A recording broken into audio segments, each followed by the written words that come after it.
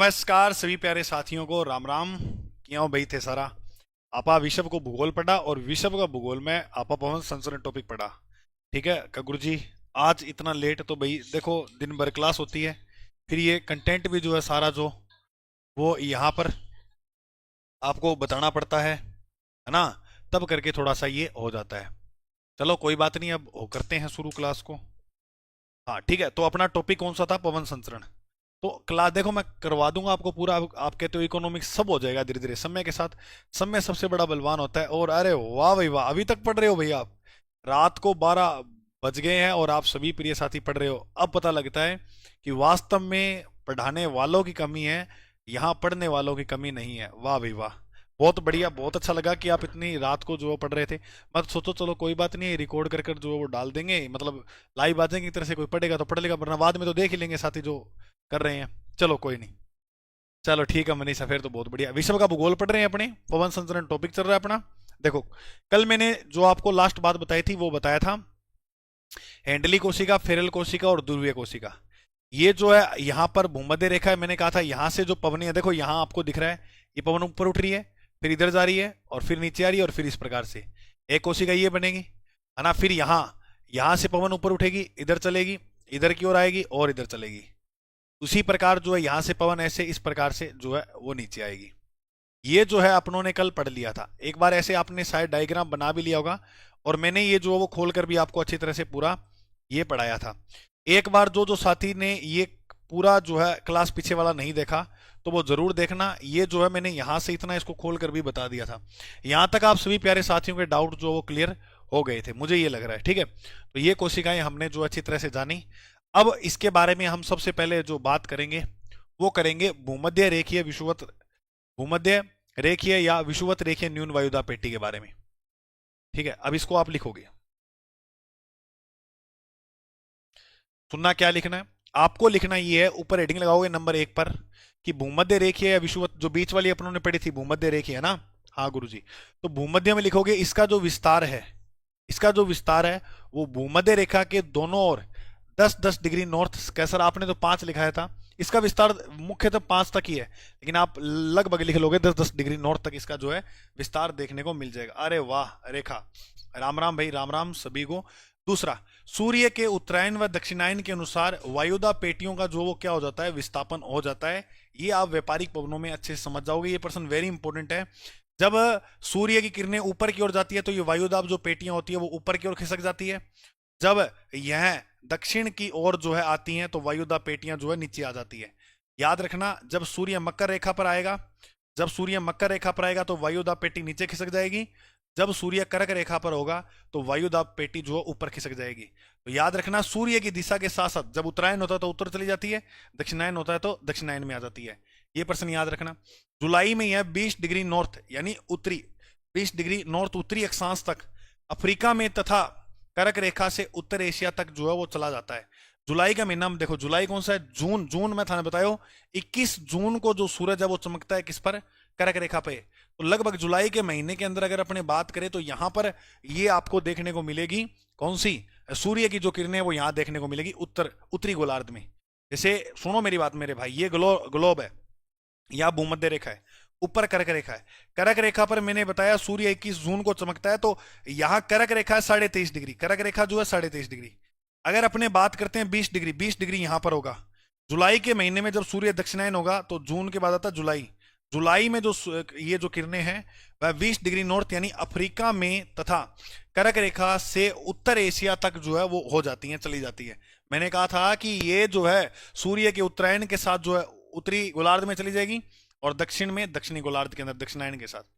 जनवरी महीने, अब जनवरी में देखो सूरज आ जाता है मकर रेखा पर 22 दिसंबर को, 22 दिसंबर को। तो दिसंबर में सूर्य किरणें इसके आसपास यहां होती है, हाँ गुरुजी, दक्षिणी गोलार्ध में। तो दक्षिण जनवरी में दक्षिणी गोलार्ध में महासागरों पर 10 डिग्री साउथ यानी साउथ मतलब केवल दक्षिण में 10 डिग्री साउथ तथा महाद्वीपों पर 20 डिग्री साउथ तक जो है वो सूर्य की ये जो वायुदा पेटी है वो खिसक जाती है।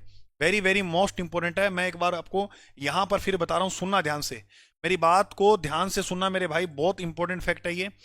ये हो गई कौन सी रेखा? भूमध्य रेखा, ये मैंने बताई थी, मतलब भूमध्य रेखीय न्यून वायुदा भूमध्य रेखीय या विषुवत रेखीय न्यून वायुदा पेटी। ये जो पेटी है ना, जो कल पढ़ी थी अपनों ने, इसका विस्थापन होता है जब सूरज की किरणें उत्तरी गोलार्ध में जाती है तो ये उत्तरी गोलार्ध में चली जाती है, जब सूरज की किरणें दक्षिणी गोलार्ध में आती है तो दक्षिणी गोलार्ध में चली जाती है। सूरज जुलाई के महीने में उत्तरी गोलार्ध दे रखा है और यहां पर जनवरी के महीने में जो है दक्षिणी गोलार्ध दे रखा है। तो दक्षिण गोलार्ध में जनवरी के महीने में, उत्तरी गोलार्ध में जुलाई के महीने में। ये बात बताओ मेरी समझ में आई मनीषा? बहुत बढ़िया, समझ में आ गई सभी साथियों को बताना। तो भूमध्य रेखीय जो है विस्थापित होती है, प्रश्न सेकंड ग्रेड एग्जाम में आया हुआ है और याद रखना रीट में भी बिल्कुल सिंपल प्रश्न ये आपको देखने को मिल सकता है। कौन सी पेटी का जो विस्थापन होता है? तो भूमध्य, बीच वाली है ना वो, जब सूर्य किरणें ऊपर जाती है तो ऊपर खिसक जाती है, नीचे आती है तो नीचे। क्लियर, शाबाश।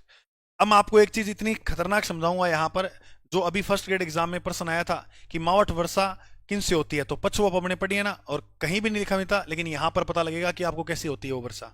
ठीक है, हाँ समझ में आया सर। चलो, यहाँ तापमान अधिक होता है, मैंने कहा था सूर्य में, अगर भूमध्य रेखा की बात करें तो सूर्य की 2 बार किरणें चमकती है, यहाँ पर 2 बार, सब लिखाया हो आपको सब। तो यहाँ पर तापमान आपको क्या मिलता है? ज्यादा।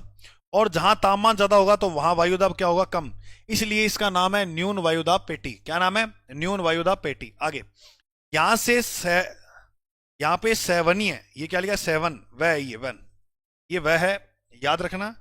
यहां से 7, ये वह मेरे भाई, वह 7 वायु ऊपर उठती है और ध्रुवों की ओर ऊपर जाकर 25 ये से 35 डिग्री अक्षांशों के बीच नीचे बैठती हैं, जिसे बोलते हैं वायु का अवरोहन।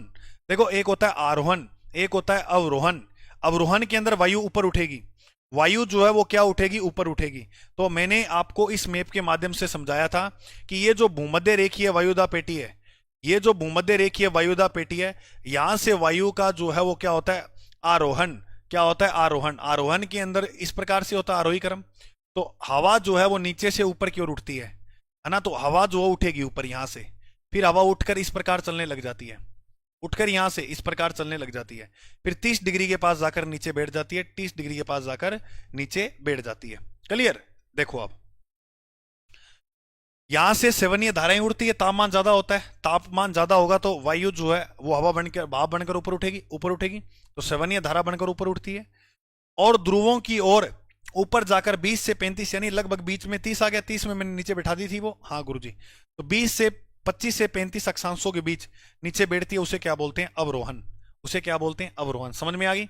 हाँ हिना खान, बिल्कुल। चलिए अगले अगले की बात करते हैं, नंबर 2। दूसरी जो मैंने आपको वायुदा पेटी करवाई थी वो उपोषण उच्च वायुदा पेटी। याद रखना, यह पेटी जो गतिजन्य है। अच्छा, ये उत्तरी गोलार्ध में भी है और कहां पर है? दक्षिणी गोलार्ध के अंदर भी है ना। उत्तरी गोलार्ध में भी मैंने आपको कल पढ़ाया था, यहां पर उत्तरी गोलार्ध में भी है और दक्षिणी गोलार्ध के अंदर है। और बीच वाली ये जो पेटी हो जाएगी, ये भूमध्य वाली हो जाएगी। ये क्या हो जाएगी? भूमध्य वाली। हमने पढ़ी थी ये वाली, ठीक है गुरुजी। अच्छा, ये किस कारण की बात करें तो ये गतिजन्य। देखो, गतिजन्य क्या होता है? गतिजन्य में थाना में बात बताऊं तो यहां पर वायु का अवरोहन होता है, अवरोहन। ये तो बात अपने को पता ही है, अवरोहन हो रहा है, ठीक है। दूसरी बात, इसका जो विस्तार है 23.5 डिग्री से 35 डिग्री अक्षांशों तक दोनों गोलार्धों में मिलता है। तो 23.5 से लेकर 35 के बीच ये आपको पेटी देखने को मिलेगी। दक्षिणी गोलार्ध में भी सेम 23.5 से लेकर 35 तक देखने को मिलेगी, ठीक है। यानी ऊपर में कर्क रेखा से ऊपर वाली और नीचे में मकर रेखा से नीचे वाली। क्लियर? अगर 25 लिखो तो भी काम चल जाएगा, यहाँ कोई दिक्कत वाली बात नहीं है। यहां से सतह पर वायु का अपसरण होता है। यहां से सतह पर वायु का अपसरण को मतलब हुआ है कि जब दो वायु, मैंने शुरू में समझाया था ना ये शब्द, जब वायु जो है वो एक दूसरे के विपरीत चले, वायु जो है वो एक दूसरे के विपरीत चले, उसे क्या बोलते हैं? अपसरण। तो क्या उपोषण उच्च वायुदा पेटी जो है, उच्च वायुदा पेटी पे हवा का अपसरण होता है? देखो कैसे होता है। अब देखो, वो हमने कंसेप्ट समझा था ना, उससे कितने प्रश्न यहां क्लियर होते हैं। अपसरण को मतलब क्या हुआ है? जब दो पवनें एक दूसरे के विपरीत यहां जाती हैं, उसे बोलते हैं अपसरण। दो पवनें जो है एक दूसरे के यहां विपरीत जाती है, उसे क्या बोलते हैं? अपसरण। तो यहां धरातल पर वायु जो है वो अपसरण किस प्रकार से हो रहा है देखिएगा। यहां पर जो है, देखो यहां से जो पवन है वो इधर जा रही है और ये पवन जो है इधर जा रही है। तो यहां धरातल जो है, यहां से पवन उठी थी तो यहां अपसरण के माध्यम से उठकर इधर की ओर गई थी। तो ये दोनों जब एक दूसरे के विपरीत जाएंगी तो इसे क्या बोलते हैं? वायु का अपसरण। समझो बात को ध्यान से, फिर से समझो बात को। उपोषण उच्च वायुदा पेटी गतिज ने यहां से सतह पर वायु का क्या होता है, अपसरण होता है। सतह पर वायु का अपसरण होता है। इसकी सतह पर जो है वो वायु का क्या देखने को मिलता है, आपको अपसरण देखने को मिलता है। देखो अब दिखाता हूं। ये मान लो इसकी सतह है यहां पर, ये रही, ये जो पेटी है यहां पर इसकी सतह है। इस सतह से एक पवन जो इधर की ओर जा रही है, एक पवन यहां इधर जा रही है, तो ये सतह है। सतह से यहां वायु का क्या हो रहा है, अपसरण हो रहा है या नहीं हो रहा मेरे भाई? सभी साथी बताओ, ये बात समझ में आई? सर ये पेटी क्या होता है? पेटी वायुदा पेटियां होती है जी। ये मान लो एक ये देखो ये बॉक्स बना रखे ना यहाँ, तो ये पेटियां हैं सारी, ठीक है। अरे इस बात को समझ में आई या नहीं आई? सुनो मेरी बात ध्यान से मेरे भाई, मैं आपको ये बता रहा हूं, कहीं आपको अकबर का पेटीकोट शासनकाल तो नहीं याद आ रहा है? देखो ये पवने जो है इस प्रकार से यहां पर आती है, आपको पता है, इधर से वो पवन उधर से आ रही है। यहाँ उच्च वायुदाब है, तो वायुदाब उच्च कैसे होगी? जब इसके ऊपर वायु पड़ेगी आकर, ये पेटी है, इसके ऊपर वायुदाब पड़ेगी आके, तो उच्च वायुदाब बनेगा। बनेगा उच्च? हाँ गुरुजी बनेगा। तो जब ये दोनों पेटी यहां पर सतह पर पड़ती है, तो सतह पर पड़ने के बाद ये दोनों एक दूसरे के विपरीत चलने लग जाती है सतह पर। ये देखो यहां पर जैसे ये पवने पड़ेंगी, यहां से ये पड़ी, ये पड़ी, ये दोनों यहां से एक दूसरे के विपरीत हो जाती है, ये देखो हो रही है ना। तो इसे बोलते हैं अपसरण। अप में अप यानी धमका देगा तो अलग हो जाएगा, वो अप करते धमकाती अलग हो जाएगा। तो देखो यहां सतह पर वायु का क्या होता है, अपसरण होता है। अपसरण होता है, समझ में आ गई बात? ठीक है। अच्छा अवरोहन का मतलब क्या होता है? अवरोहन में पवने नीचे से ऊपर की ओर जाती है, नीचे से ऊपर की ओर जाती है। आरोहण के अंदर वायु ऊपर से नीचे की ओर आती है। अवरोहन, मैंने क्या गलत बोल दिया रे? एक तो होता है आरोहण, आरोहण, आरोहण में नीचे से ऊपर जाएंगे, आरोहण। और एक होता है अवरोहन। अवरोहन में वायु जो है, अवरोहन में वायु जो है ऊपर से नीचे आएगी। ऐसे याद रखना, अवरोही क्रम जो होता है ना वो बड़ा होता है, बड़े से छोटे की ओर। आरोही क्रम छोटे से बड़े की ओर। ये सब करवाए हुए हैं कल वाली क्लास में, ये करवाए हुए हैं। समझ में आ गई बात? यहां प्रति चक्रवातीय दिशाओं का क्या होता है, निर्माण होता है। यहां पर जो है चक्रवात का जो है निर्माण होगा, चक्रवात का निर्माण होगा। बहुत बढ़िया। अच्छा यहां पर तापमान भी अधिक मिलता है और वायुदाब भी अधिक होता है। इस क्षेत्र का जो है एक बात याद रखना, यहां पर तापमान भी उच्च होता है और वायुदाब भी क्या होता है, उच्च। लेकिन इस क्षेत्र में वर्षा नहीं होती है। क्यों? वर्षा के लिए आपको तापमान उच्च चाहिए, वायुदाब जो वो क्या चाहिए, कम चाहिए, कम चाहिए। लेकिन यहां पर ऐसा नहीं देखने को मिलता है, क्योंकि यह तापजन्य पेटी नहीं है। इसका जो निर्माण हुआ वायु, ये जो पृथ्वी घूर्णन करती है ना, गति करती है, उससे इसका निर्माण हुआ है। ठीक है, तो याद रखना, तापमान उच्च, वायुदाब भी उच्च होता है। ये क्षेत्र जो वर्षा के लिए उपयोगी नहीं है। मेरे कहने का मतलब हिना जी कि इससे पहले वाली आप क्लास में वो देखो, उसमें वो सारा कंसेप्ट बताया हुआ है। ठीक है, तापमान उच्च और वायुदाब जो है क्या हो जाएगा, उच्च। बताओ उपोष्णीय उच्च वायुदाब पेटी को समझ में आया? क्योंकि ये तापजन्य नहीं है, तो यहाँ तापमान भी उच्च मिलेगा और वायुदाब भी उच्च मिलेगा, तो ये वर्षा यहाँ पर नहीं होती है। ठीक है, ये बात बताओ सभी साथियों को समझ में आई? तो मैं आगे बढ़ता हूं, जल्दी से कमेंट में बता दीजिए भाई, सभी साथियों की ये बात समझ में आई? उतार लेना इसको, एक बार कमेंट में बता दो। हाँ सर आपकी तो, हाँ चिंटू प्रजापत सही, बिल्कुल। कभी एक दो दिन नहीं होती है ना मेरे भाई बीच में मान लो क्लास, तो थोड़ा सा धैर्य बनाए रखा करो। मैं क्लास पूरा कराऊंगा, आपसे वादा किया है कोर्स कराने का, तो मैं पूरा कराऊंगा। ठीक है, आप इसकी टेंशन मत लिया करो। देखो बात पता क्या होती है, मतलब आप मेरी स्थिति समझ नहीं सकते, मैं सच बता रहा हूँ, दिल की गहराई से ये बात बोल रहा हूँ कि सुबह 10 बजे लगते हैं पढ़ाने। अब देख लो आप टाइम क्या हो गया है, कंटिन्यूटी के साथ पढ़ाना होता है। और फिर मैं कभी भी पढ़ाऊँ ना, तो मेरी एक ये खूबी है कि मैं मुंह चक्के क्लास के अंदर से सीधा पढ़ा नहीं सकता चीज़ों को। जब तक मैं उन चीज़ों को नया ऐड ना करूँ, जब तक उसको देखूँ ना अच्छी तरह से, तब तक मैं क्लास में वो चीज़ नहीं बताता हूँ, नहीं पढ़ाता हूँ। ठीक है, मेरे को थोड़ा पढ़ना जरूरी होता है। क्लियर बात वो है, क्योंकि देखो ये चीज़ें लगभग 2-3 महीने पर पढ़ी है, तो 2-3 महीने एक बार देखनी जरूर पड़ती हैं। ठीक है, वरना फिर वो चीज़ें आपको समझ में आ रहा है। ठीक है, फिर बहुत बढ़िया। चलो अगले तीसरा पॉइंट देखो। तो ठीक है, इस चीज़ों की टेंशन मत लिया करो। कल मैं संडे है तो इकोनॉमिक्स करवा दूंगा। अरे मन थारों ज़्यादा टेंशन है, आप सभी साथियों ने इतना विश्वास किया है, चैनल को सब्सक्राइब किया है, आप जुड़े हो मेरे साथ, तो मेरे ऊपर जिम्मेदारियां दिन ब दिन बढ़ते जा रही है कि अब आपने एक उम्मीद रखी है तो मैं आपके लिए बहुत कुछ करूंगा। ठीक है, 3 नंबर, 3 नंबर कौन सी है? उपध्रुवीय न्यून वायुदाब पेटी, या इसे अर्ध ध्रुवीय पेटी भी कहते हैं। ये पेटी यहां पर होगी, यहां पर। क्लियर? हाँ सुनिए मेरी बात ध्यान से, मैं आपको ये कह रहा हूं कि ये जो है विस्तार इसका देखने को मिलेगा 45 से 66.5 डिग्री अक्षांशों तक। वह वह दोनों गोलार्ध में मिलेगा इसका विस्तार। वह 45 डिग्री से 66.5 डिग्री साउथ तक, यानी दक्षिणी गोलार्ध में भी इतना ही विस्तार इसका देखने को मिलता है उपध्रुवीय पेटी का। अच्छा देखो, मैं आपको एक बात बता देता हूं। मैंने कहा था यह पेटी जो है वो कैसी है, ये भी गतिजन्य है, गतिजन्य है। अब गति पृथ्वी कैसे कर रही है आप ये बताओ। पृथ्वी गति कर रही है पश्चिम से, पप्पू को याद रखना, पश्चिम से पूर्व पृथ्वी ऐसे घूम रही है। पृथ्वी ऐसे घूम रही है तो इसके ऊपर जो है पवनों का विक्षेपण होता है, हवाओं का क्या होता है, विक्षेपण होता है। उत्तरी गोलार्ध में पवनें दाईं ओर चलती है, दक्षिणी गोलार्ध में पवनें बाईं ओर चलती है। इससे पीछे वाली अगर आप वर्ल्ड जियोग्राफी क्लास से शुरू से देखते आए हो ना, तो आपको इस प्रकार का 1% भी ये डाउट मन में नहीं रहेगा। युद्ध नहीं जिनके जीवन में वो भी बहुत अभागे होंगे, युद्ध नहीं जिनके जीवन में वो भी बहुत अभागे होंगे, या तो प्रण को तोड़ा होगा या रण छोड़कर भागे होंगे। वाह भाई वाह बबलू। चलो अब इसके देखते हैं अपने कारण क्या है। तो फेरल ने एक नियम दिया, तो इसने कहा कि पृथ्वी पे कोरियोलिस बल लगता है। कौन सा बल लगता है, कोरियोलिस बल। जब घूर्णन करती है ना पृथ्वी, तो उस पे कोरियोलिस इफेक्ट लगता है, जिसके प्रभाव से यहां ऊपर उपोषण क्षेत्र व ध्रुवीय क्षेत्र की पवन जाकर जो है आपस में मिलती हैं तथा उनका आरोहण होता है, एवं वायुदाब यहां पर क्या होता है, न्यून।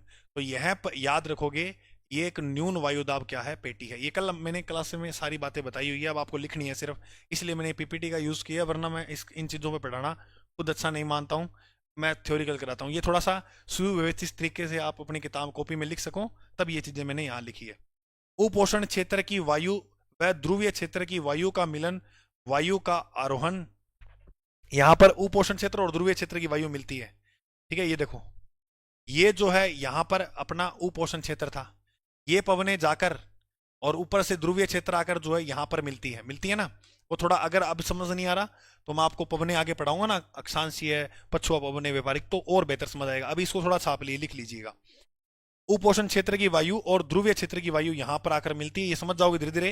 अभी क्लास से इसकी 1-2 क्लासें और पढ़िए, वो और देखोगे ना, तब ये सारे डाउट क्लियर हो जाएंगे। और यहां पर वायु का क्या होता है, आरोहण। आरोहण व वायु नीचे से ऊपर की ओर चलती है, नीचे से ऊपर की ओर चलती है। तो देखो, आरोहण हमने यहां पर देखा, आरोहण हमने यहां पर देखा, तो यहां पर जो वायु का है वो क्या होता है, आरोहण। तो वायु देखो नीचे से कहां जा रही है, ऊपर की ओर, तो यहां पर क्या हो रहा है, वायु का आरोहण। तो इस पेटी की बात अब मैं जो है कर रहा हूं। मैंने ये पेटी पढ़ा दी, ये पढ़ा दी, ये। अब एक पेटी रहेगी ध्रुवीय। इसमें कोई ज्यादा बड़ी व्याख्या वाली बात है नहीं, सिंपल सी बात है जो आप लिख लोगे। ठीक है, तो उसमें आप ध्रुवीय में क्या लिखोगे कि इसमें वर्ष भर तापमान में जो है वो कमी रहती है। यहाँ 90 डिग्री के अंदर जो है ध्रुवीय वायुदाब पेटी जो है ना, ध्रुवीय वायुदाब जो पेटी है, ध्रुवीय उच्च वायुदाब पेटी, उच्च वायुदाब पेटी, वायुदाब पेटी। ठीक है, यहां पर क्या बात लिखोगे आप, ये 90 डिग्री आपको, 90 डिग्री नॉर्थ व 90 डिग्री साउथ के अंदर दक्षिणी गोलार्ध और उत्तरी गोलार्ध में देखने को मिल जाएगी। हाँ लगभग, और गुरुजी 90 डिग्री प्रॉपर है क्या, ऐसे मान लो आप 80 से 90 डिग्री के बीच में, 80 से 90 डिग्री के बीच में उत्तरी और दक्षिणी गोलार्ध में ये आपको देखने को मिल जाएगी।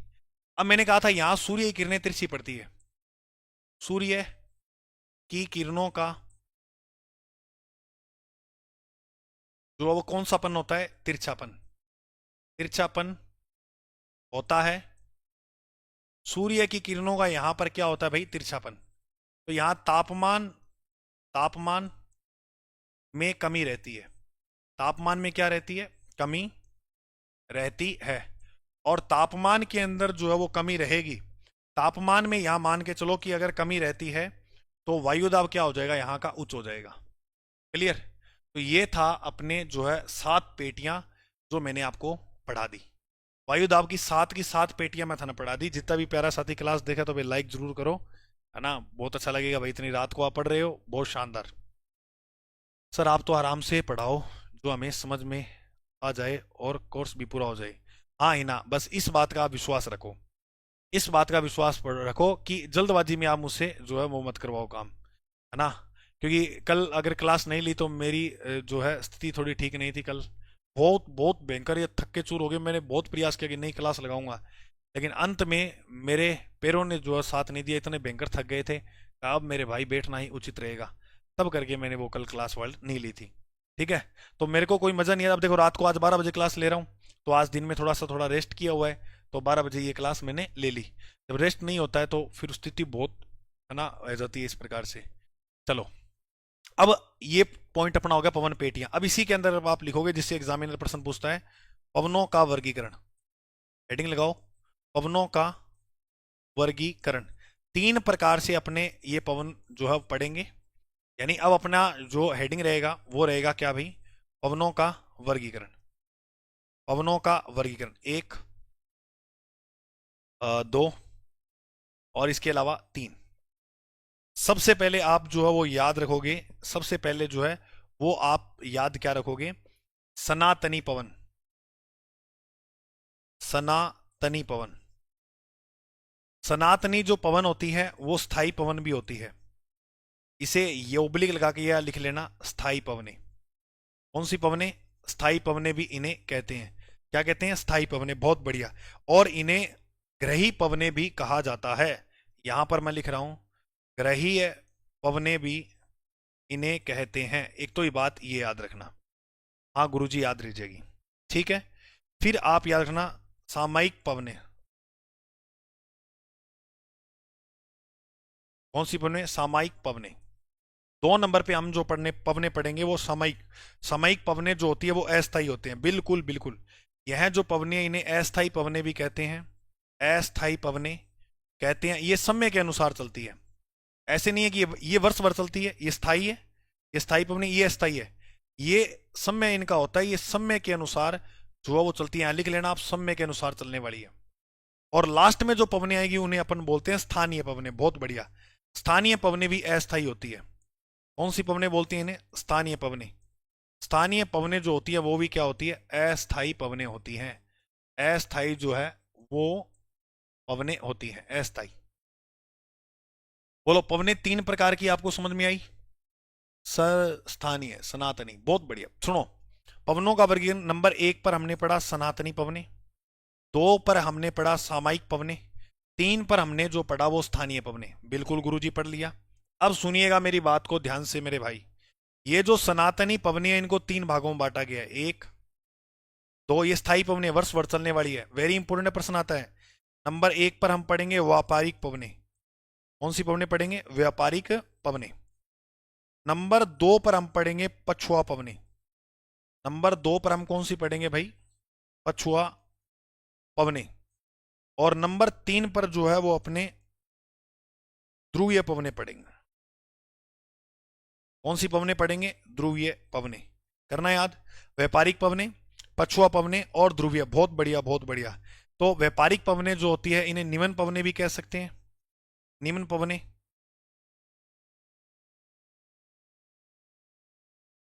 निम्न पवने ये मध्य स्तर की हो जाएंगी, और ये होगी उच्च स्तर की पवने। तो ये बात भी याद रखना आप। ठीक है भाई, बहुत बढ़िया। तो मध्य अक्षांशीय पवने कौन सी होती हैं, व्यापारिक पवने, सॉरी, मध्य अक्षांशीय पवने, पछुआ पवने। उच्च अक्षांश में ध्रुव, ध्रुव ऊपर की ओर जाएगा ना, जैसे ये ग्लोब है, तो ये निम्न, ये निम्न के क्षेत्र की होगी व्यापारिक पवने। ये उच्च, ये मध्य अक्षांश होगी, और ये ध्रुवीय जो है उच्च अक्षांश होगी, व्यापारिक पवने हो गई। तो ये याद रखना, सॉरी, व्यापारिक पवने होगी, पछुआ पवने होगी, ध्रुवीय पवने। जो बीच में होगी निम्न, निम्न क्षेत्र में व्यापारिक पवने, मध्य वाले में पछुआ पवने चलेंगी, और उच्च ऊपर की ओर जो है ध्रुवीय पवने। सेम ऐसा ही जो उत्तरी गोलार्ध में होता है, सेम ऐसा ही दक्षिणी गोलार्ध में होता है।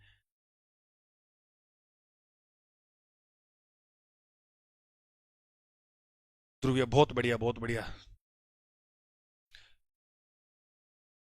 ठीक है सर, पवने क्या आ रहे, पवन, हवा, हवा। हवा को क्या कहते हैं, पवन कहते हैं। पहली बार अजय सर जैसे, अरे भाई मनीषा, बहुत बहुत धन्यवाद, बहुत बहुत आभार आपका।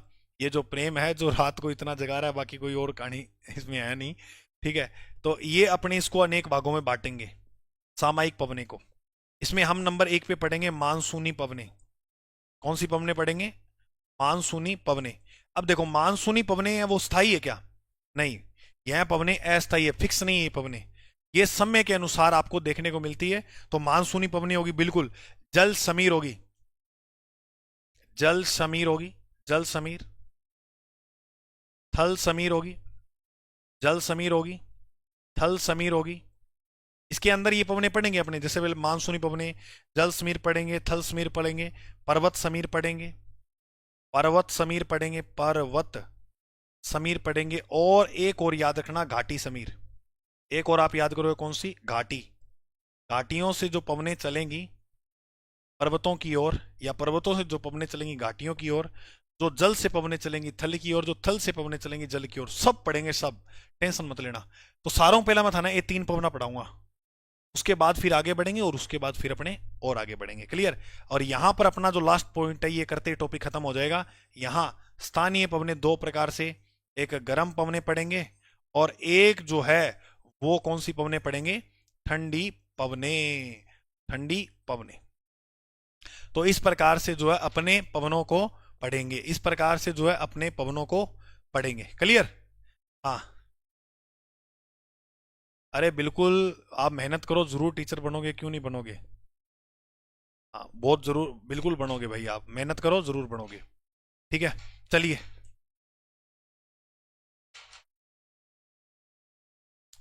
चलिए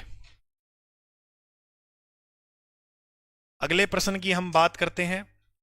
तो अगला प्रश्न हमारे सामने क्या आता है, अगला प्रश्न जो आएगा, अब इन तीनों पवनों को जो है वो समझना है।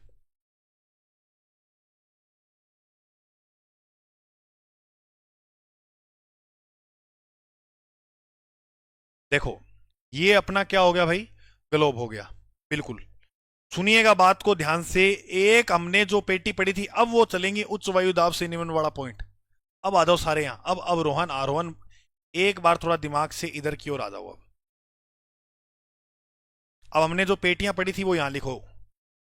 एक पेटी ये पड़ी,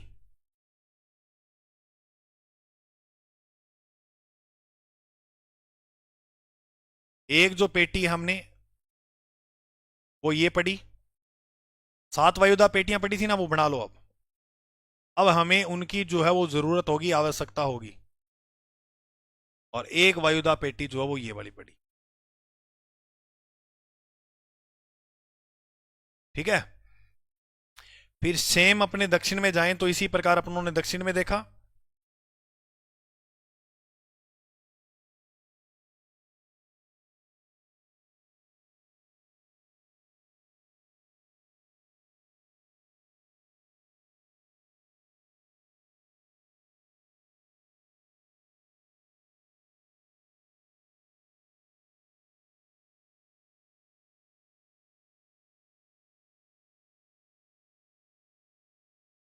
ये समझना मेरे भाई, बहुत इंपॉर्टेंट पॉइंट है, ये समझ गए ना आप, तो आपका लगभग मान के चलो ये टॉपिक कंप्लीट हो जाएगा।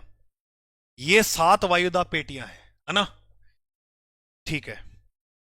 अब हम पढ़ेंगे सबसे पहले यहां पर ये जो है भूमध्य न्यून वायुदा पेटी।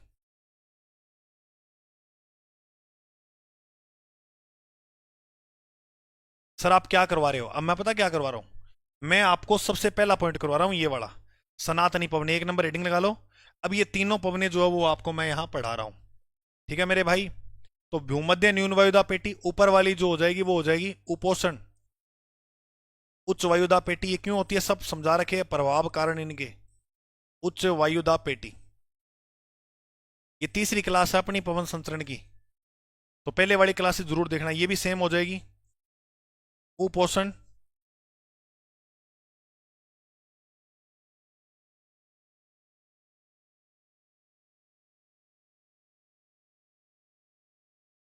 उच्च वायुदा पेटी,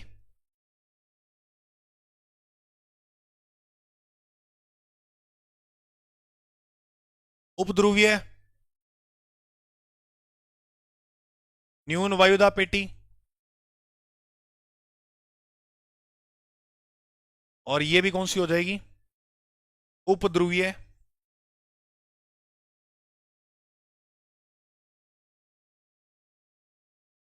न्यून वायुदा पेटी। और ये वाली जो है वो हो जाएगी ध्रुवीय उच्च वायुदाब पेटी।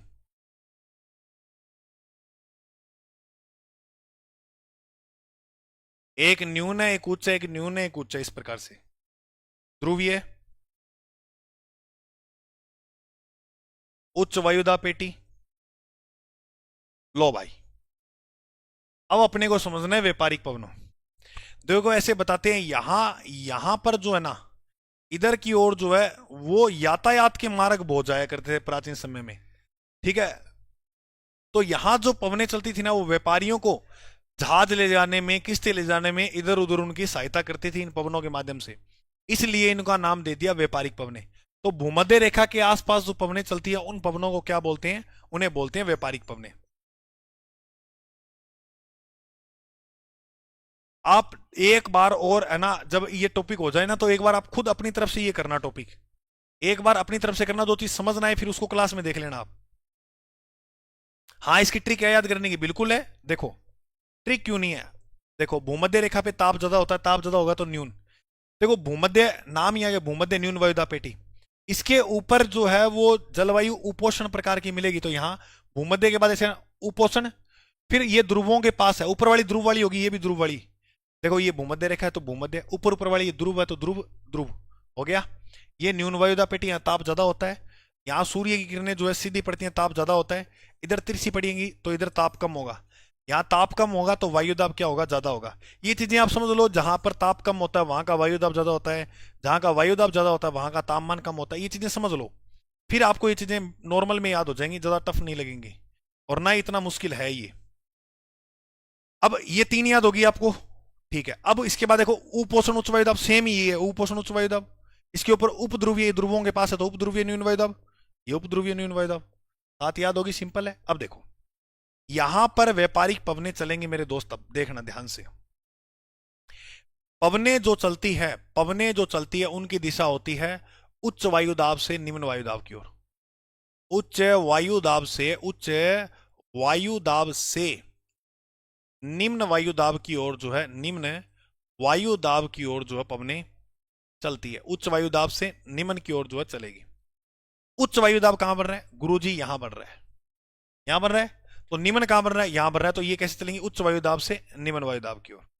पहले अपने व्यापारिक पवनों को पढ़ते हैं, यहां से यहां की ओर, यानी उच्च, उच्च से निम्न की ओर। कहने का मतलब ये भूमध्य रेखा की तरफ जो है ये पवनें चलेंगी, भूमध्य रेखा की तरफ जो चलेंगी। जहां पर भूमध्य रेखा की तरफ ये पवनें चलती हैं, याद रखना कैरियोलिस बल जो मैं आपको समझा रहा हूं वो ये है।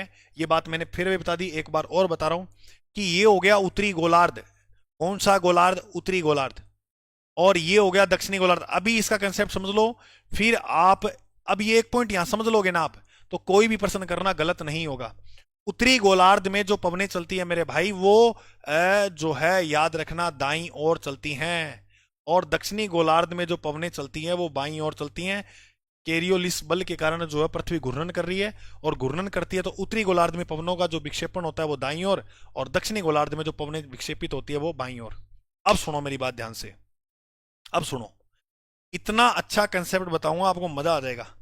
पवन जो है वो उत्तरी गोलार्ध से दक्षिण की ओर चल रही है, यानी उत्तरी गोलार्ध में जो है नीचे की तरफ मुंह करके चल रही है, यहां पर, ठीक है। अब मैं ऐसे उत्तरी गोलार्ध से नीचे की तरफ मुंह करके चल रहा हूं, तो मेरा दायां कहां होगा? तो देखो ये हाथ है मेरा दायां, मेरा दायां कहां होगा? इधर। अरे मेरा दायां इधर होगा, तो इन पवनों की जो दिशा है वो इस प्रकार से हो जाएगी। तो उत्तरी गोलार्ध में जो व्यापारिक पवनें चलती हैं उनका प्रश्न एग्जाम में आता है दिशा को लेकर, कि किस दिशा में चलती है। तो व्यापारिक पवनों की जो दिशा होती है उत्तरी गोलार्ध में, ये मैं सारा थ्योरिकल भी लिखा दूंगा। व्यापारिक व्यापारिक पवनों की जो दिशा होती है उत्तरी गोलार्ध में, उत्तरी गोलार्ध में वो कैसे होती है? तो वो होती है इस प्रकार से, इधर की ओर। ये दिशा होगी उत्तर, ये दिशा होगी पूर्व। तो उत्तर पूर्व से दक्षिण पश्चिम की ओर दिशा होती है, याद रखना, उत्तर पूर्व से दक्षिण। अब आप क्या इसमें याद करोगे? रटना तो है नहीं, रटोगे तो याद नहीं रहेगा। इसको समझो, पवन चलती है उच्च वायुदाब से निम्न, और उत्तरी गोलार्ध में जो पवनें चलती हैं वो कैसे चलती हैं? दाईं ओर। तो दाईं ओर तो मेरे भाई ऐसे चलेंगे ना, ऐसे चलेंगे, हाँ। अब देखो दक्षिणी गोलार्ध में, दक्षिणी ये इस रेखा से नीचे दक्षिणी गोलार्ध है, दक्षिणी गोलार्ध के अंदर जो पवन है वो यहां उच्च वायुदाब से निम्न की ओर जा रही है, जा रही है। अब मेरी बात सुनो, मैं ऐसे इधर की तरफ मुंह करके जो है ऐसे चल रहा हूं, ये देखो ये ऐसे चल रहा है, तो इसका जो है दक्षिणी गोलार्ध में पवनें कहां विक्षेपित होती है, बाईं ओर। तो मेरा बायां कौन सा है, ये वाला। अरे मेरा बायां कौन सा होगा, ये वाला मेरा बायां है। तो ये पवनें इस प्रकार से यहां चलेंगी, ये पवनें जो है यहां पर इस प्रकार से चलेंगी।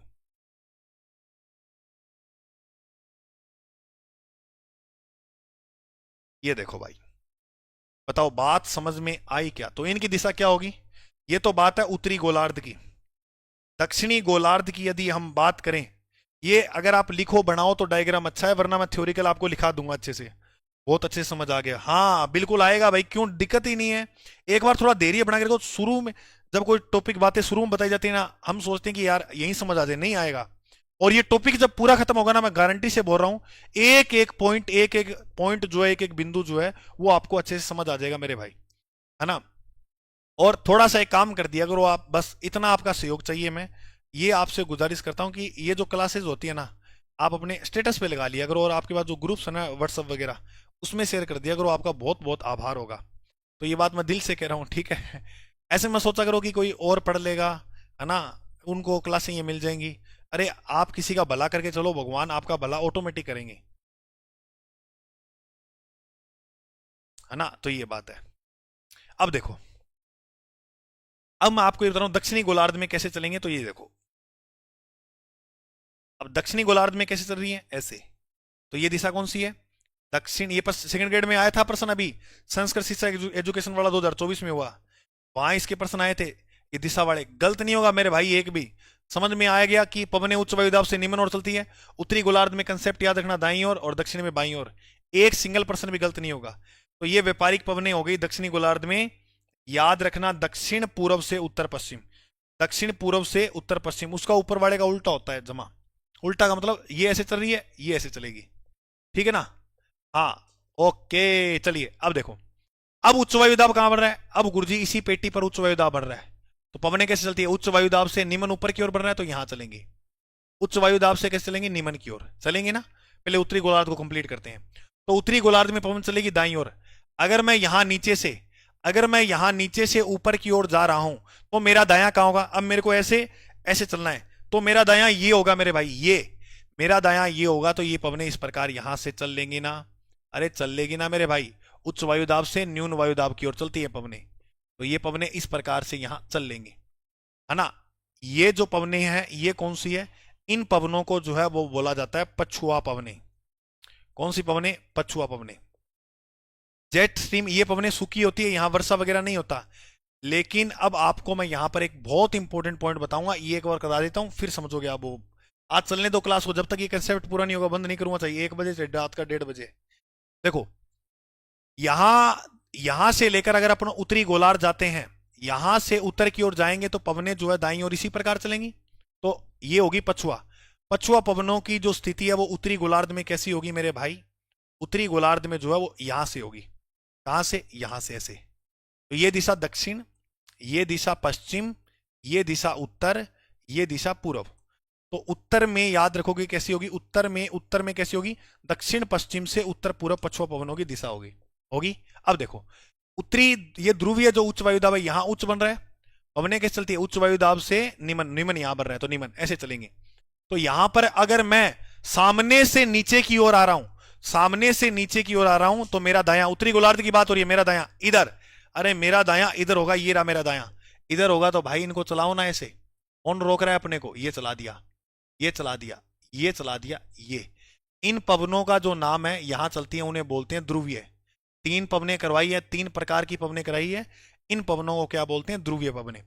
ध्रुवीय पवनें जो है वो उत्तरी गोलार्ध में इस प्रकार से चलती हैं। तो यहां पर आप समझ सकते हो बात को, यहां ये 4 पॉइंट बनाओ, और इन पवनों को यहां से इधर की ओर चला दो।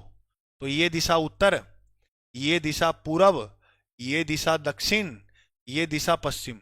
तो उत्तर पूर्व से दक्षिण पश्चिम की ओर चलती है। अरे इतनी बात ध्यान में रह जाएगी क्या, अरे इतनी बात सभी को ध्यान में रह जाएगी क्या।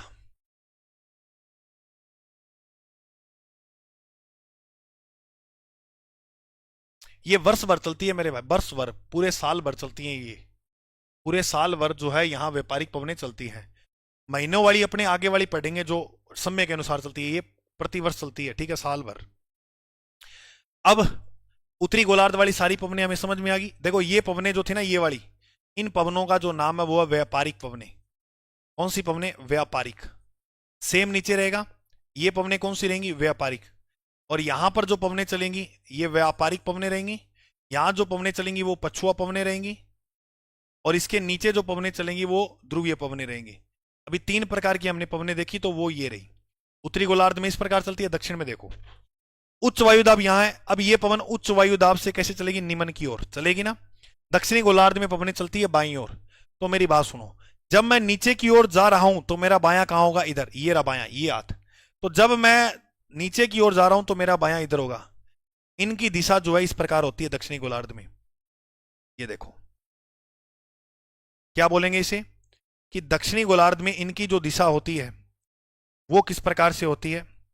तो इनकी जो दिशा है वो ऐसे है, ये हो गया उत्तर, ये हो गया पश्चिम, ये पूरब, ये दक्षिण। तो उत्तर पश्चिम से दक्षिण पूर्व की ओर दिशा होगी। ध्रुवीय पवने। अब उच्च वायुदाब यहां बढ़ रहा है, तो ये पवने कैसे चलेंगी? उच्च से निम्न की ओर, उच्च से निम्न की ओर। तो अगर मैं नीचे से ऐसे जाऊं तो मेरा बायां कैसे होगा? ये वाला, ये बायां, क्योंकि दक्षिणी गोलार्ध में बाईं ओर चलती है तो इसका बायां ये हो जाएगा। ये पवने इस दिशा में चलेंगी। ये दिशा कौन सी होगी गुरु जी? ध्रुवीय पवनों की अगर दिशा अपन देखते हैं मेरे भाई, तो ये दिशा, ये क्या हो गई? दक्षिण पूर्व से उत्तर पश्चिम की ओर ये पवनें चलती है। बताओ मेरे भाई, ये इतनी बात आपको पवनों वाली समझ में आई क्या? व्यापारिक पवनें किस प्रकार से चलती है, और जो है पछुआ पवनें किस प्रकार से चलती है उत्तरी गोलार्ध में, और ध्रुवीय पवनें कैसे चलती है, और दक्षिणी गोलार्ध में भी फिर किस प्रकार से चलेंगी। सर इन्हें व्यापारिक पवनें क्यों कहते हैं? देखो आप या तो क्लास में शुरू से नहीं जुड़े, ये चीजें मैंने बता दिया है ना, क्लास को थोड़ा सा शुरू से देख लिया करो। व्यापारिक पवनें इसलिए कहते हैं क्योंकि यहां पर जो है, यहां पर अगर अपने देखें तो यहां पर क्या था कि जब जो यहां से व्यापार ज्यादा हुआ करता था, इस क्षेत्र में व्यापार ज्यादा होता था, तो किश्तियां वगैरह जो जहाज वगैरह चलती थी ना, तो ये पवनें क्या है, उनको सहायता देती थी आगे चलने के लिए, सहायता देती थी आगे चलने के लिए। तो व्यापार के लिए ये लाभदायक पवन हुई, तब इनका नाम क्या रख दिया, जो है व्यापारिक पवनें। अब यहां पर जो है ना आपको असव अक्षांश देखने को मिलेगी, यहां पर इस क्षेत्र में कौन सा अक्षांश देखने को मिलेगा? असव अक्षांश। ये क्या है बताते हैं कि यहां पर, यहां ना ये क्षेत्र एकदम शांत सा क्षेत्र है, ये शांत इलाका, ठीक है। यहां पर क्या था कि जहाज वगैरह अटक जाते थे, क्योंकि यहां पर जो है उच्च वायु दाब के कारण यहां से पवनें जो ऊपर उठती थी, तो यहां पर जो है उच्च वायु दाब, पवन ऊपर उठेंगे तो यहाँ वायु है नहीं, उच्च वायु दाब के पवन ऊपर उठ जाती थी, तो यहाँ जहाज वगैरह जो अटक जाते थे। तो यहाँ पर फिर वो कहते हैं कि कहानी स्टोरी बनी है कि व्यापारियों ने अपने घोड़े उठा उठा के इसके अंदर फेंक दिए थे, इसलिए इनको असव अक्षांश बोलते हैं इनको। हाँ दोनों गोलार्ध में चेंज होगा ना, क्या चेंज होगा दोनों गोलार्ध में? दिशा, क्या दिशा दोनों में चेंज हो रही है, देख लो दोनों में ही चेंज हो रही है। बोलो इतनी बात समझ में आई? अब सुनो, ये पवने कौन सी है? व्यापारिक। Very very most important question है। जहां पर दो व्यापारिक पवने मिले उस क्षेत्र को अपन बोलते हैं आईटीसी जेड। आईटीसी जेड, हाँ पवन की दिशा बिल्कुल दोनों गोलार्ध में अलग अलग है। देखो ऊपर में अलग है, दक्षिण में अलग है, क्योंकि उत्तरी गोलार्ध में दाईं ओर चलती है, दक्षिणी गोलार्ध में बाईं ओर। ये पृथ्वी घूर्णन करती है ना, विक्षेपण के कारण इस प्रकार होता है। सुनो ध्यान से मेरी बात, जहां दोनों व्यापारिक पवनें आपस में टकराती है, जहां दोनों व्यापारिक पवनें आपस में मिलती है, वहां एक क्षेत्र बनता है जिसे बोलते हैं आईटीसी जेड का क्षेत्र। बहुत बढ़िया। अब मुझे ये बताओ, इतनी बात समझ में आई, आईटीसी जेड वाला क्षेत्र इंटर ट्रॉपिकल कंजर्वेशन जोन जो है वो मैं आपको कल पढ़ाऊंगा शानदार तरीके से। अंतर उष्ण कटिबंधीय अभिसरण क्षेत्र, ये कल बताऊंगा। हाँ यहाँ व्यापारिक पवने जो है वो आपस में मिलती है। और एक बात ये क्षेत्र की, जब सूर्य किरणें उत्तरी गोलार्ध में जाती है तो ये क्षेत्र उत्तरी गोलार्ध में चला जाता है, जब सूर्य किरणें दक्षिणी गोलार्ध में आती है तो दक्षिणी गोलार्ध में चला जाता है। अब एक मजे की बात बताता हूँ, जो मावठ वर्षा होती है वो कैसे होती है, सुनो। जब आईटीसी जड़ क्षेत्र उत्तरी गोलार्ध में चला जाता है तो ये पवनों को सारा ऊपर ले जाता है, यहां ले गया। सोच के देखो, जब ये आईटीसी जड़ क्षेत्र दक्षिणी गोलार्ध में आएगा तो यहाँ पवनों को भी नीचे खींचेगा। और ये पवनें जो इधर की ओर चल रही हैं, ये इधर की ओर चल रही हैं जेट स्ट्रीम, तो ये क्या होता है कि ये इसके साथ दक्षिणी, ये इसके साथ नीचे खिसक कर आ जाती हैं और यहां पर प्रवेश कर जाती है, यहां पर प्रवेश कर जाती है। फिर भूमध्य सागर से पानी उठाकर जो वो आगे की ओर आती है इस प्रकार, और भारत में जो है वो बारिश करती है। इस वर्षा को हम बोलते हैं मावठ। ये फर्स्ट ग्रेड एग्जाम में प्रश्न आया था कि मावठ वर्षा किन पवनों से होती है। याद रखना, मावठ जो वर्षा है, मावठ जो वर्षा है वो पछुआ पवनों से होती है। इतनी बात आपको ध्यान में रह जाएगी क्या? क्योंकि जब ये आईटीसी जड़ क्षेत्र नीचे आता है तो ये पवनें भी नीचे खिसक आती हैं और फिर इस प्रकार से यहाँ जल भरकर भूमध्य सागर का बारिश करती है। जिसको समझ में आया तो लाख रुपए की बात है, ना आयो तो कोई बात को नहीं। गुरु जी किया कल मैं ये क्लास लेकर आऊंगा आईटीसी जड़ क्षेत्र को, वहां शानदार, क्योंकि यहाँ तो मैंने वैसे नॉर्मल बताया अभी जाती जाती क्लास में, कल इसको अच्छी तरह से एक्सप्लेन करूंगा। ठीक है, अब बताओ मुझे इसके अंदर कोई इतने पर्सन जितना पढ़ाया है यहाँ तक, किसी को कोई दिक्कत है पर्सन मेरे से पूछ सकता है। अगर आपको कोई दिक्कत बाद में भी आती है ना तो नीचे कमेंट कर दिया करो आप, और क्लास भी बता दिया करो कमेंट में कैसी चल रही है कैसी नहीं है, तो मैं क्या आपको वहां सूचना सब दे दिया करूंगा। ठीक है ना? हाँ, तो आप सभी प्यारे साथी बताइए कि आज के लिए इतना बहुत है। हाँ, पछुआ से बिल्कुल भाई। वैभव जी बहुत बढ़िया।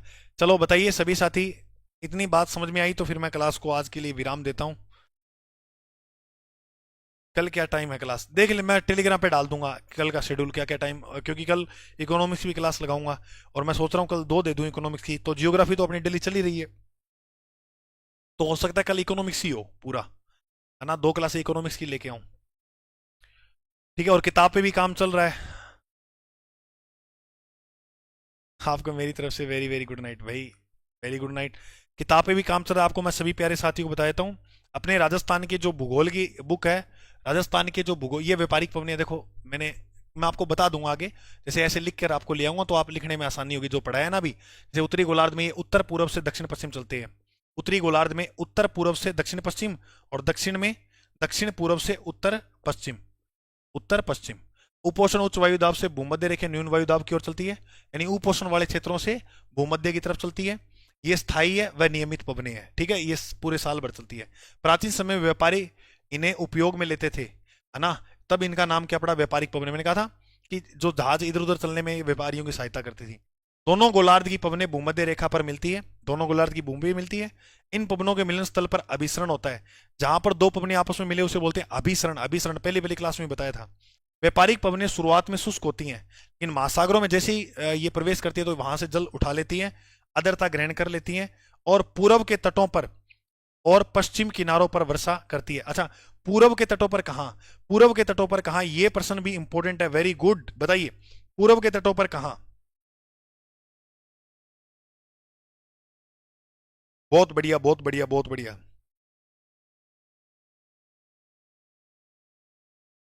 बिल्कुल बिल्कुल। हाँ, पूर्व में तो महाद्वीप याद रखोगे, महाद्वीपों के पूर्वी तटों पर वर्षा करती है, पूर्वी तटों पर वर्षा करती है, और महासागरों के पश्चिमी किनारों पर, महासागरों के महासागरों के पश्चिमी किनारों पर वर्षा करती है। शीतकाल में ये अधिक व्यवस्थित हो जाती है, शीतकाल में, ठंड में ये अधिक व्यवस्थित जो है वो हो जाती है, गर्म व्यवस्थित हो जाती है। लेकिन गर्मियों में क्या होता है, आईटीसी जड़ क्षेत्र बनेगा, कभी ऊपर जाएंगे कभी नीचे जाएंगी, इस प्रकार से। सर आप ओशियन करंट करवाना, करवा दी मैंने मनीषा भारद्वाज, मैंने ये करवा दिया है, ये टॉपिक करवा दिया है, प्लीज बोलने की जरूरत नहीं है, मैंने ये टॉपिक करवा दिया है। आप जैसे GK by sir channel search करोगे तो इसकी प्लेलिस्ट में जाना, ठीक है, मैंने सारी ठंडी गर्म सब करवाई हुई है और बहुत शानदार तरीके से करवाई हुई है। ठीक है, आप देख लेना। ये शायद 20-21वीं क्लास है, मेरे हिसाब से 20वीं क्लास है, तो इससे पहले बहुत टॉपिक करवा दिए हैं मैंने। मनीषा करवा दिया है, कमेंट करने की जरूरत नहीं है, ठीक है। तो इस प्रकार से आपको आगे कल लिखने के लिए जो है वो कंटेंट मिल जाएगा। क्लियर? शाबाश मेरे भाई, बहुत बढ़िया। चलो, सभी साथियों का बहुत बहुत आभार, धन्यवाद। तो आज की क्लास को अपने यहीं विराम देते हैं।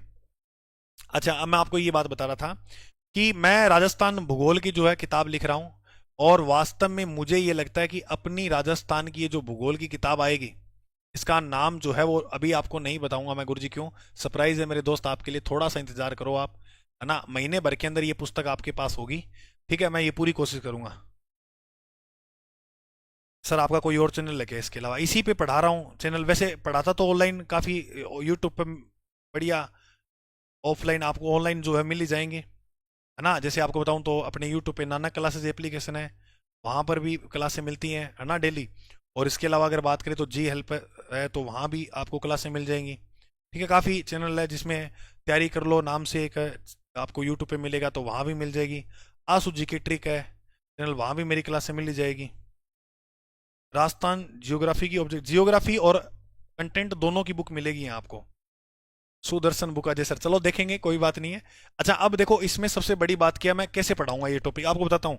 जैसे मैं आपको क्लास में ऑफलाइन पढ़ाता हूँ ना, ये बुक अपनी मार्केट में ऐसे आने वाली है। प्लस मेरा अभी तक एक दिमाग में बात चल रहा है कि इसके साथ मैं एक छोटी सी आपको किताब दूंगा लगभग 20-22 पेज की। उसके अंदर ये लिखा होगा, ये लिखा होगा इस सूत्र किताब में ये लिखा होगा कि आप अपनी तैयारी को किस प्रकार करें। जैसे अपने के देखते हैं ना कभी कभी अनमोटिव हो जाते हैं, है ना, तो वो जो आपको एक छोटी सी डायरी दूंगा। जी एल से सर मैंने इंग्लिश की थी, हाँ, तो उस पे भी मैंने पढ़ाया है, ठीक है। तो इंग्लिश के जो भी विद्यार्थी हैं वो जुड़ सकते हैं, बहुत शानदार कोचिंग है जी हेल्प इंग्लिश के मामले में। फर्स्ट ग्रेड और रीट और सेकंड ग्रेड थर्ड ग्रेड जो भी है, एक तरफा राजस्थान के अंदर अच्छा माहौल चलता है, फर्स्ट रैंक देती है वही पूरे राजस्थान में, फर्स्ट ग्रेड के अंदर, सेकंड ग्रेड में और रीट में, ठीक है। First rank second grade top 10 के अंदर अच्छे नाम देती है, ठीक है। रीट में पिछली बार बहुत ज़्यादा सिलेक्शन थे, तो इंग्लिश वाले साथी जुड़ सकते हैं, कोई दिक्कत वाली बात नहीं है, ठीक है। अब मैं आपको ये कह रहा हूँ सुनो, अपनी जो ये पुस्तक है ना, ये जो पुस्तक आएगी इसके साथ एक तो पुस्तक होगी भूगोल वाली। अच्छा मैं कैसे पढ़ाऊंगा उसमें, अभी वो एक दिन मैं क्लास लेकर आऊंगा। फिर एक इसके साथ बी, एक जो ऑप्शन बी और मिलेगा, उसमें क्या है, वो एक मोटिवेशनल बुक होगी। उसके अंदर अपने पढ़ने के जो, जैसे देखो मैंने अपने लाइफ में यहाँ तक मैं पढ़ा हूँ। अब एक कमेंट कर रखा था सर जी थे मास्टर लागो तो कौन सी करूँ। तो यही चीज़ है कि देखो मैंने 12वीं के लगभग 8-9 महीने बाद मैं पढ़ाना शुरू कर दिया था, और उसके बाद जो भी मैंने फेज देखे और किस प्रकार से पढ़ना चाहिए, चीज़ें याद कैसे होती हैं लंबे समय तक, क्योंकि मैं था ना इकोनॉमिक्स भी पढ़ाऊँ, भूगोल भी पढ़ाऊँ, इतिहास भी पढ़ाऊँ, कल्चर भी पढ़ाऊँ। आप जो मेरे से पढ़ोगे ना, संविधान भी मैं आपको सब पढ़ा दूंगा। ये कैसे देखा, कैसे मैंने याद किया, और कितना आसानी से पढ़ाता हूँ चीज़ों को, मुझे ये लगता है। और क्योंकि मुझे याद होती है, क्योंकि मैं 12th से एवरेज स्टूडेंट रहा हूँ, तो इतना ज़्यादा नहीं था, तो मैंने ये चीज़ें कैसे याद की, गंगनगर से राम राम भाई, ये चीज़ें मैंने कैसे याद करी, तो वो मैं इस किताब के अंदर पूरे लिखा है, 21 पेज की समरी है। और फिर अनमोटिव हो तो हमें किस प्रकार से जो है वो रहना है, ठीक है। एक एक महीने के अंदर पूरा दिन जो हम मोटिवेशन के साथ नहीं रह सकते हैं, तो उस प्रकार जो है वो किस प्रकार से अपने को टेकल करना है, एक ये किताब आएगी। अब सुनो मेरी बात, जैसे ये टॉपिक मैं क्लास में कैसे पढ़ाता हूं, जैसे मान लो अपने मृदा टॉपिक पढ़ेंगे, राजस्थान की मृदा, तो इसमें ये लिखा होगा कि इस टॉपिक को हम समेटेंगे कैसे, कि इसको हम 5 भागों में बांट लेंगे। ऐसा आपको राजस्थान में शायद अभी तक किसी भी किताब में नहीं मिला है, तभी मैं आपको बोल रहा हूं कि अपनी जो किताब आएगी राजस्थान में वो सबसे यूनिक होगी। जैसे मैं क्लास में कैसे पढ़ाता हूं कि मृदा का सारों पहला आप देखेंगे सामान्य परिचय, मिट्टी का सबसे पहले क्या पढ़ेंगे, जैसे राजस्थान भूगोल की आ रही है अभी, तो सामान्य परिचय पढ़ लिया, पहले इसकी बातें करेंगे सारी, ठीक है गुरुजी होगी। दूसरा पॉइंट हम बनाएंगे, दूसरा पॉइंट बनाएंगे मृदा का वर्गीकरण, मृदा का वर्गीकरण, वर्गीकरण, बिल्कुल गुरुजी। दूसरा पॉइंट में राजस्थान की जो मिट्टी है उसको कितने भागों में बांटा गया है, जैसे जलदाय विभाग ने 5 भागों में बांटा है ना। इसके अलावा बात करें अपने, हाँ जी सर आप, जी सर को जानते हैं क्या, बाय फेस जानते होंगे, थोड़ा आपको नाम नहीं पता होगा, ठीक है तब करके।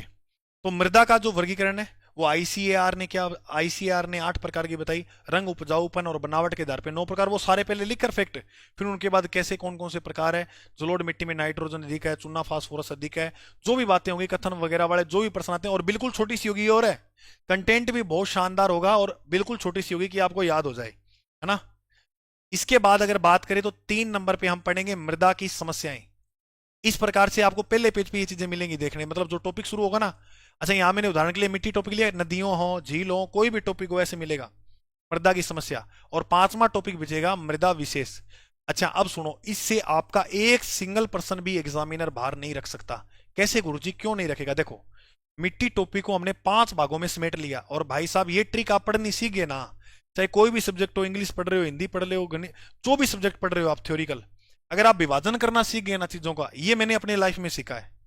अगर ये चीजें मैं आपको सिखाना चाहता हूँ, कोई टीचर नहीं बताएगा कैसे पढ़ना होता है। और ये किताब जो होगी ना, वो एक, अगर आप जियोग्राफी का अध्यापक बनना चाहते हो तो इस केवल इसको पढ़ लेना, बहुत शानदार टीचर बनोगे अपने क्षेत्र के अंदर। सुनो, इसमें जैसे परिचय, परिचय में मृदा किस भाषा का शब्द है, मृदा दिवस कब आता है, मृदा वर्ष कब है, मृदा विज्ञान का जनक, मृदा का अध्ययन, ये नॉर्मल बात है इसमें। मृदा का वर्गीकरण मैंने आपको बता दिया, मिट्टी जो जलोढ़ होगी, लाल, काली, पीली, वो सारी इसमें आएंगी। फिर मृदा की समस्या 2 प्रकार की होती है, एक मिट्टी की अपर्दन की समस्या होती है, जैसे मिट्टी का कटाव होने लग जाता है, और एक होती है सेम की समस्या। तो फिर हम एक एक करके ये समस्या पढ़ लेंगे। देखो मिट्टियों की समस्या भी पढ़ ली, उसके बाद मृदा में विशेष, जो विशेष बातें बच गई, इसके जो शब्दावलियां बच गई उनको हम यहाँ पढ़ लेंगे। बताओ टॉपिक पूरा हुआ या नहीं हुआ? हो गया, पूरा टॉपिक हमने समेट लिया। और ये जो विभाजन है ना, ये ऐसे करके पढ़ोगे, कई सारी किताबें कोई भी उठा लियो, इसमें कोई विभाजन नहीं दिया, सीधो दे रहा किलोमीटर। अब इस 5 भाग में, 4 भाग में इस टॉपिक को हमने बांट लिया ना, 1 2 3 4, ये टॉपिक आपका सिमट गया। अच्छा, एक पॉइंट और नहीं लिखा गया मेरे से, पीएच मान। पीएच मान एक पॉइंट और है, 5 मैं बार बार बोल रहा हूं, तो 5 भाग होंगे इसके। एक अपने पीएच, यहाँ शुद्ध मिट्टी को पीएच मान 7 हुआ है, जो उदासीन होती है, 1 से 7 अम्लीय मिट्टी होती है, वो सारा बनाकर अच्छी तरह से है। और मेरा प्रयास ये रहेगा कि ये राजस्थान भूगोल की बुक पूरी की पूरी फ्री कराऊंगा यूट्यूब पर, पूरी की पूरी आपको जो है फ्री कराऊंगा यूट्यूब पे। तो सभी साथी इस चैनल को जुड़ जाओ, आपके लिए बहुत शानदार जो मेहनत करेंगे, और बिल्कुल सिंपल वे में आपको चीजें याद करवा देंगे, और लंबे समय तक आपको जो है वो ये चीजें याद रहने वाली हैं भाई। ठीक है, ओके। तो ये अपनी जो बुक है, थोड़ा सा मैं गारंटी से कह रहा हूँ लेट आएंगे, लेकिन वास्तव में जब कोई एक एग्जाम होगा, अभी देखो सितंबर में सेकंड ग्रेड है, एक एक सिंगल पर्सन दिखा दूंगा मैं आपको, अगर ये पहले आ गई तो उससे। बाकी मेरी पूरी कोशिश है कि सेकंड ग्रेड के एग्जाम से पहले निकाल दूंगा इस किताब को। ओके ओके, चलिए भाई, मिलते हैं अपने अगली क्लास में। रोज इसी टाइम आती है कि सर आपकी क्लास? हाँ, 11:30 बजे होती है। आज 12 बजे क्लास ली थी, ये थोड़ा टाइम का इशू था इसलिए। ओके, ठीक है मेरे दोस्तों, तो मिलते हैं अपने अगली क्लास में। अभी के लिए जय हिंद, जय भारत, खुश रहो, मस्त रहो, और अपनी तैयारी को खूब शानदार तरीके से करो। 2026 में किसी भी साथी के पीछे नहीं लगना चाहिए कि ये बेरोजगार है। अपने ऊपर काम करो, अच्छे से मेहनत करो, आपका सिलेक्शन निश्चित रूप से होगा। क्लियर? जय हिंद।